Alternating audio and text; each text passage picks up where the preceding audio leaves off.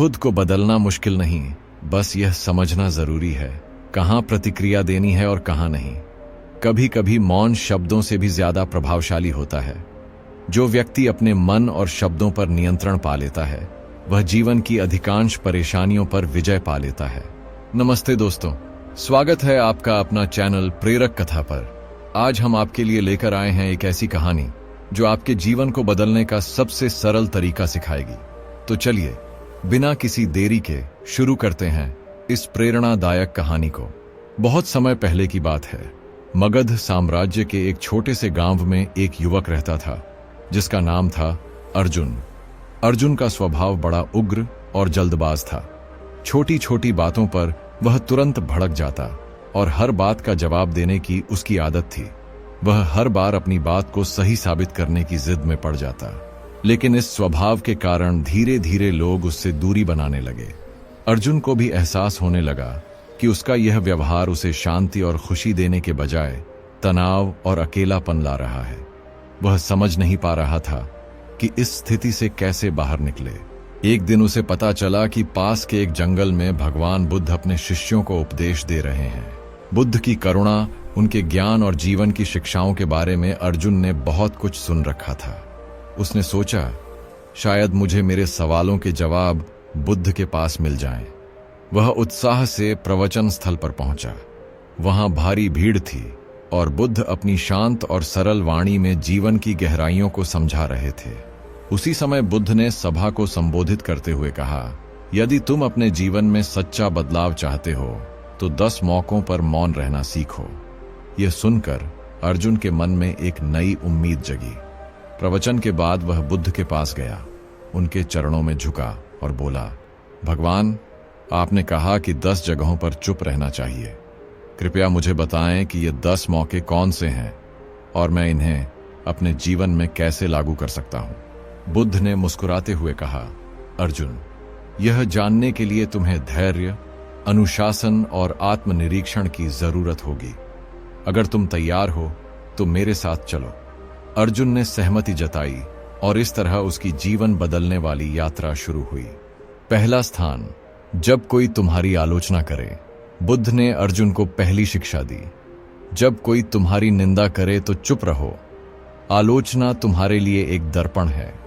अगर तुम गुस्से में जवाब दोगे तो तुम उस दर्पण को तोड़ दोगे, लेकिन अगर तुम शांत रहकर सोचोगे तो समझ पाओगे कि उस आलोचना में कितनी सच्चाई है।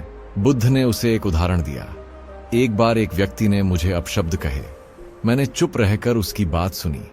जब वह थक गया तो मैंने उससे पूछा, अगर तुम किसी को उपहार दो और वह उसे ना ले तो वह उपहार किसके पास रहेगा? वह बोला, मेरे पास।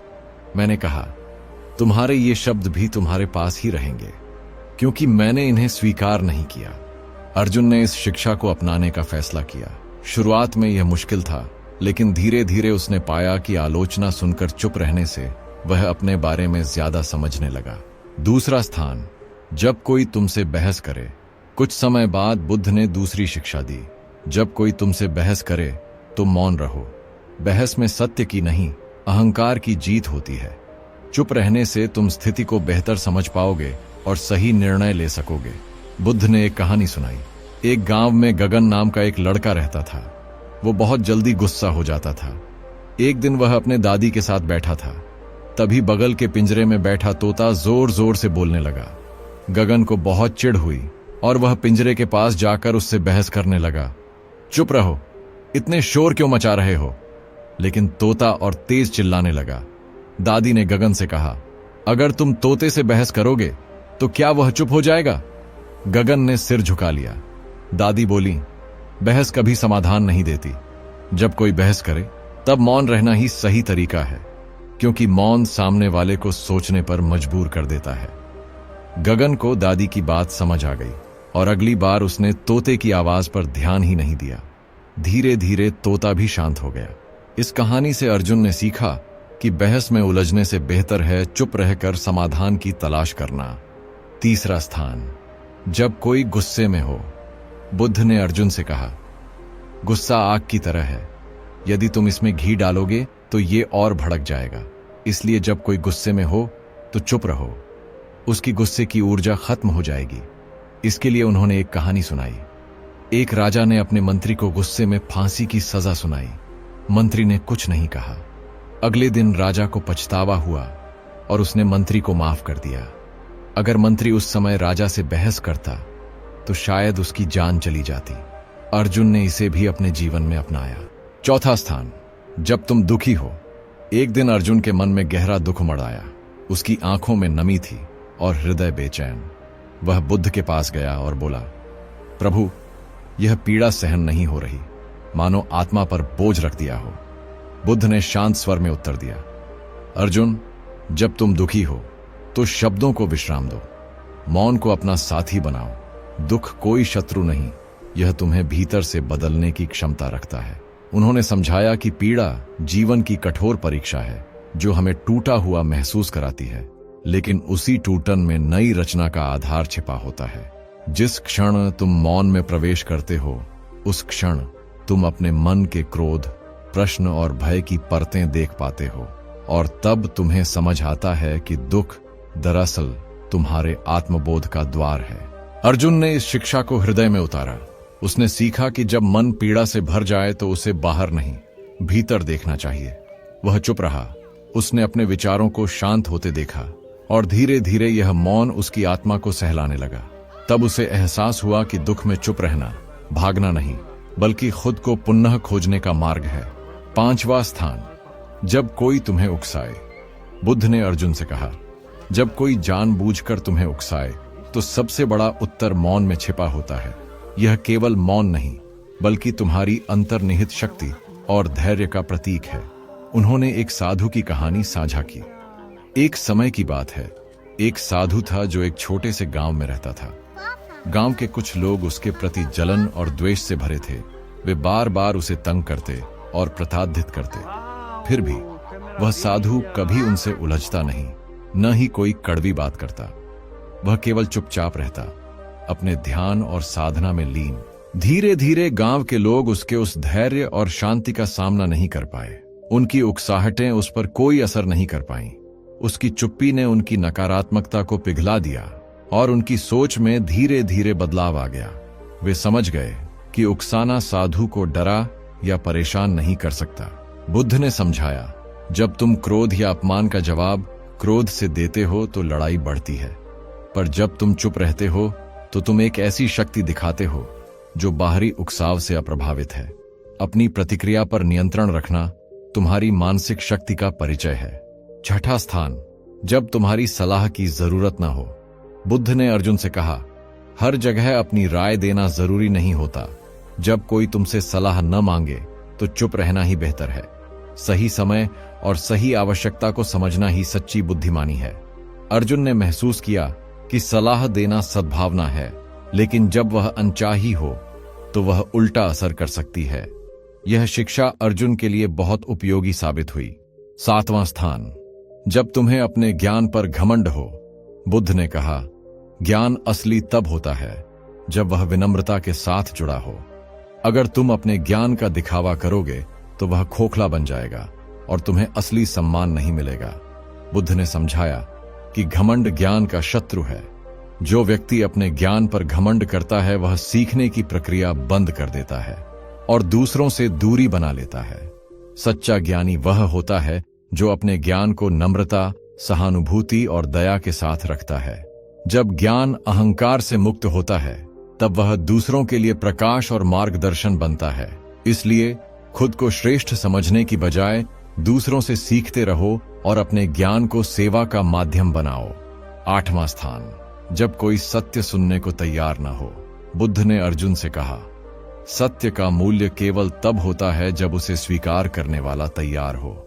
यदि कोई अपने अहंकार या भ्रम में डूबा हो तो तुम्हारे शब्द उसके लिए बोझ बनेंगे और तुम केवल अपनी ऊर्जा और समय गवाओगे। फिर बुद्ध ने एक कहानी सुनाया। एक समय की बात है, एक राजा था जो अपने नशे और अहंकार के कारण असंयमित था। उसके आसपास शत्रु ताकतवर हो रहे थे, पर राजा उनकी आवाज को नजरअंदाज करता रहा। एक दिन एक साधु आया और राजा को समझाया, महाराज, आपके युद्ध बल बढ़ाना जरूरी है, नहीं तो दुश्मन आपको परास्त कर देंगे। लेकिन नशे और अहंकार में डूबा राजा साधु की बात सुनने को तैयार न था। गुस्से में आकर उसने साधु को ही जेल में डाल दिया। कुछ समय बाद राजा को अपने फैसलों की कड़वी सच्चाई का एहसास हुआ। पराजय और कठिनाइयों से बाहर निकलते हुए उसने साधु को माफी मांगी और उसकी बातों को गंभीरता से लिया। बुद्ध ने अर्जुन से कहा, जब कोई अपनी भ्रांतियों और अहंकार में डूबा हो तो सच की बात सुनना उसके लिए बोझ हो सकती है।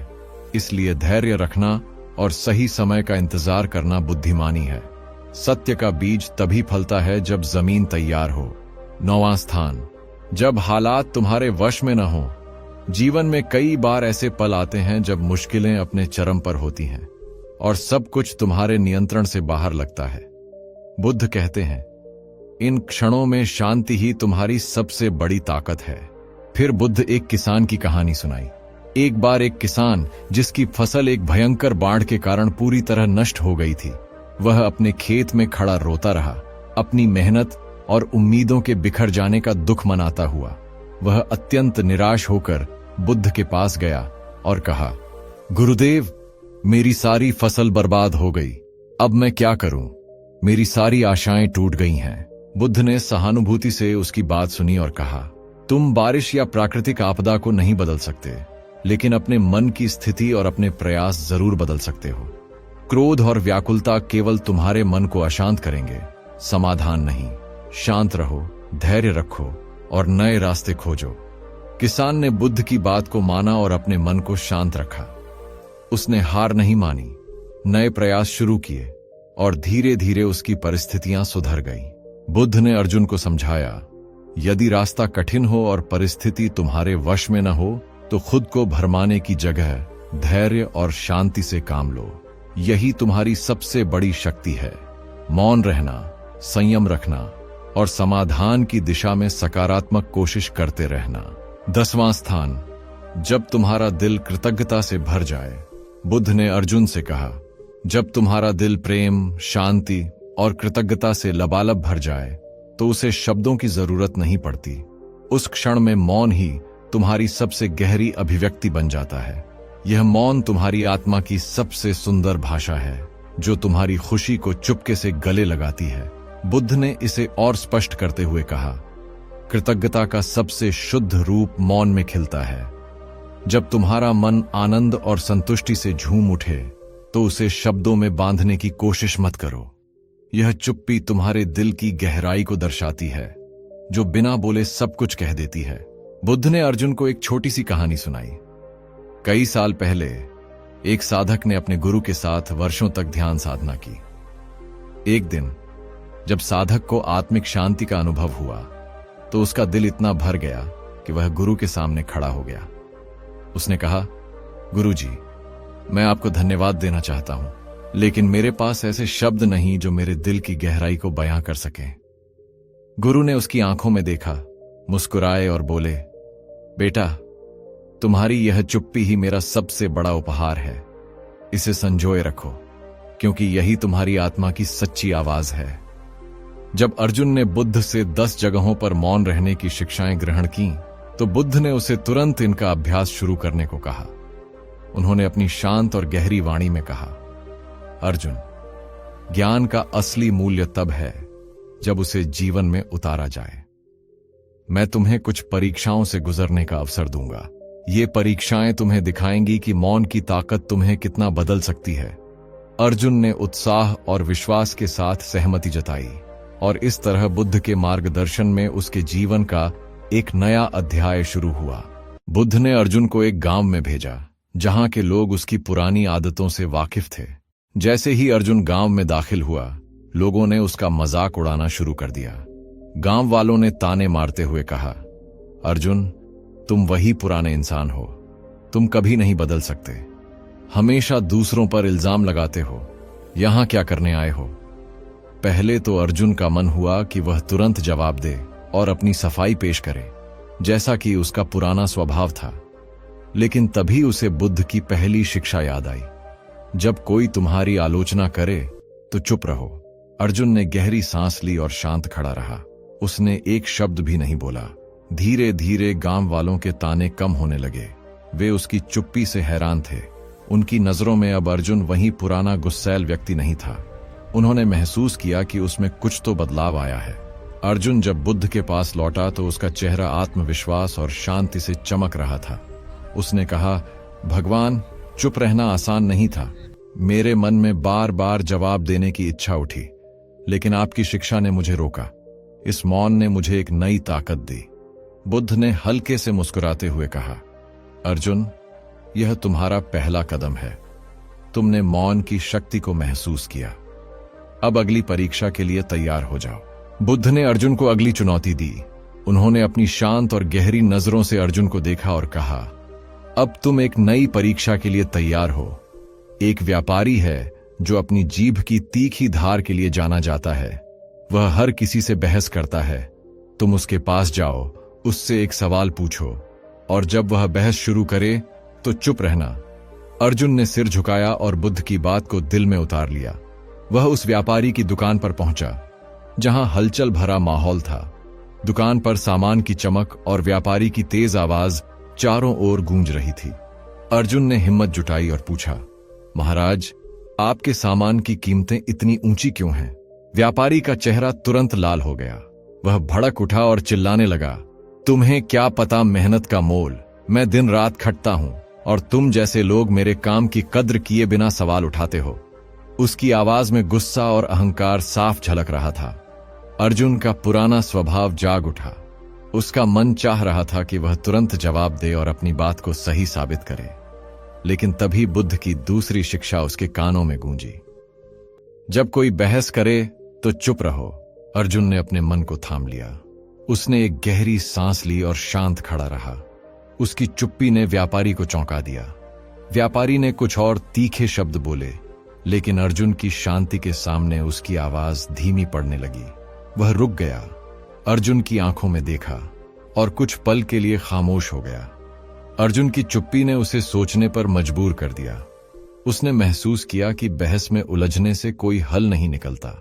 जब अर्जुन बुद्ध के पास लौटा तो उसकी आंखों में एक नई चमक थी।